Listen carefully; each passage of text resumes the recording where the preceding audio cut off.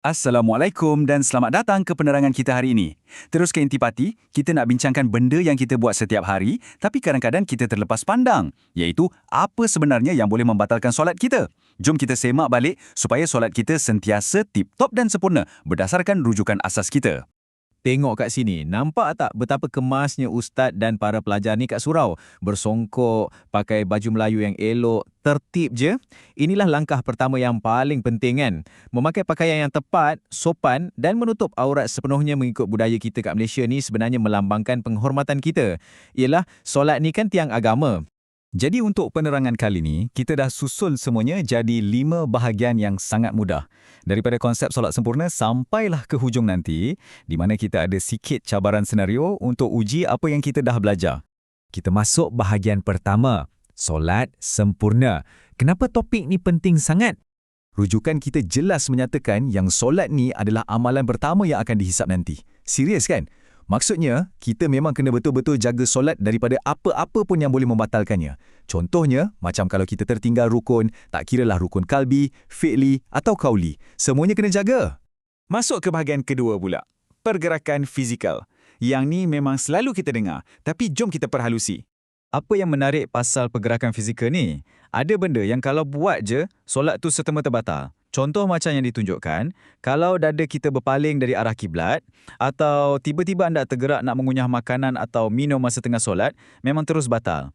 Fokus tu sangat penting. Kena 100% kat ibadah kita. Okey, ini satu poin yang sangat crucial pasal pergerakan. Ingat, peraturan 3 kali. Kalau anda gerakkan anggota badan yang besar macam kepala, badan, tangan atau kaki, sebanyak 3 kali berturut-turut secara sengaja, batal ya solat tu. Kena beringat sikit bab ni. Seterusnya, pendedahan aurat secara sengaja juga adalah satu pembatal yang sangat kritikal. Sebab itulah pemakaian busana yang tertutup rapi macam baju Melayu atau telekung yang biasa kita pakai tu sangat penting.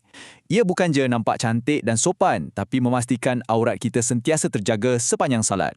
Bahagian ketiga, bunyi dan keadaan dalaman. Kita beralih daripada fizikal ke arah vokal dan minda. Yang ni pun selalu jadi isu, terutamanya kalau solat jemaah dengan kawan-kawan. Peraturannya mudah je, kalau anda sengaja sebut perkataan yang bukan bacaan solat atau anda terkelak sampai keluar bunyi, hilanglah fokus dan solat tu pun terus batal. Selain tu, jika seseorang tu tiba-tiba hilang kewarasan, jadi gila atau tiba-tiba pitam dan pengsan masa tengah solat tu automatik terbatal sebab hilangnya kesedaran. Dari segi dalaman atau rohani pula, mengekalkan akidah tu benda yang paling mutlak. Rujukan kita secara terang mendefinisikan murtad sebagai perbuatan keluar dari agama Islam. Kalau ini berlaku, ia serta-merta menghapuskan kesahihan mana-mana solat yang sedang dilakukan. Bahagian keempat, kebersihan dan kesucian. Kita tengok pula syarat-syarat suci ni macam mana. Ini satu situasi yang sangat lazim. Kalau kita berhadas, tak kisahlah hadas kecil macam terkentut atau hadas besar, ini bermakna kita dah hilang wuduk. Bila wuduk batal, secara automatik, solat pun jadi tak sah. Tambahan pula, kalau tiba-tiba anda perasan ada najis atau kotoran yang tak dimaafkan pada badan, baju atau sejadah, batal solat tu. Sama juga kesnya kalau anda tiba-tiba tukar niat kat tengah-tengah solat. Nak tukar waktu ke, jenis solat ke, memang terus terbatal. Okey, kita dah masuk bahagian kelima, uji kefahaman anda. Kita dah belajar teorinya. Jom kita tengok macam mana nak praktikkan dalam situasi sebenar. Bayangkan situasi pertama ni. Nabila tengah khusyuk solat asar, tiba-tiba ada tetamu bagi salam. Assalamualaikum. Kalau Nabila jawab salam tu kuat-kuat dengan mulut dia masa tengah solat, agak-agak solat dia sah lagi ke tak? Jawapannya, solat Nabila memang tak sah, terus batal. Walaupun niat dia baik nak jawab salam, perbuatan sengaja mengeluarkan kata-kata selain bacaan solat tu secara total, membatalkan solatnya. Senario kedua pula, Nabil tengah solat asar juga dan tiba-tiba perut dia gatal sangat. Dia pun guna jari dia untuk garu tanpa gerakkan badan. Batal ke tak solat dia? Yang ni sangat menarik sebab ia berkait rapat dengan peraturan pergerakan yang kita bincang tadi. Jari dikategorikan sebagai anggota kecil tau. Jadi, kalau dia gerakkan jari untuk garu, ia tak masuk bawah larangan 3 pergerakan berturut-turut untuk anggota besar. Maksudnya, solat Nabil masih sah. Nampakkan beza dia? Akhir sekali, cuba pertimbangkan kes Siti dengan Nora ni. Siti tertelan air liur manis sebab ada sisa gula-gula yang cair dalam mulut dia. Nora pula, dia bergurau senda dengan kawan-kawan masa solat kat surau.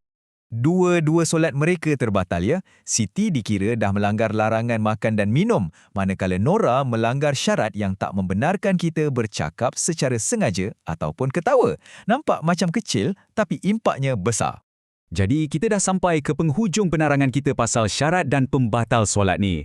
Benda ni semua buat kita terfikir balik kan? Sejauh mana sebenarnya kita betul-betul menjaga kesempurnaan solat kita, kebersihan aurat dan fokus kita masa ibadah harian yang paling penting ni. Moga-moga dengan perkongsian ni, kita dapat perbaiki solat kita sama-sama, terus amalkan apa yang kita belajar hari ni. Jumpa lagi.